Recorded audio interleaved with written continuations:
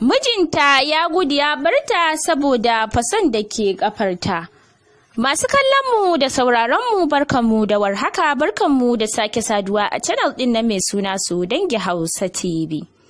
Idan yau ne karanka na farko a wannan channel ɗinka, danna ƙararrawa sannan ka danna subscribe.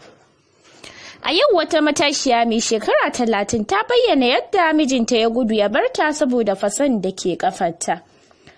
Ya gudu ne a bisa yadda fasan kafarta yake illata masa jiki, a kullum daren duniya sai ya sha ampiclox da Panadol, haka zalika da safe ma haka.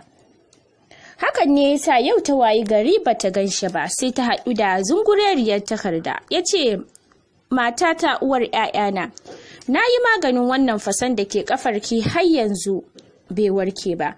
Idan kika duba za ki ga duk jikina ciwo ne da tabo ne.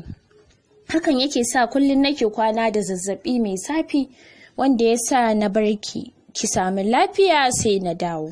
Ina ƙaunar ki, sannan kuma duk wanda ya iya samun maganin da ya warkar miki da wannan kafar taki, in Allah ya da akwai kyauta ta musamman. To masu sauraro, a nan za mu dakata, a saurare mu a mako na gaba. Mijinta ya gudu ya barta saboda fasan da ke kafarta. Masu kallon mu da sauraron mu barkanmu da warhaka.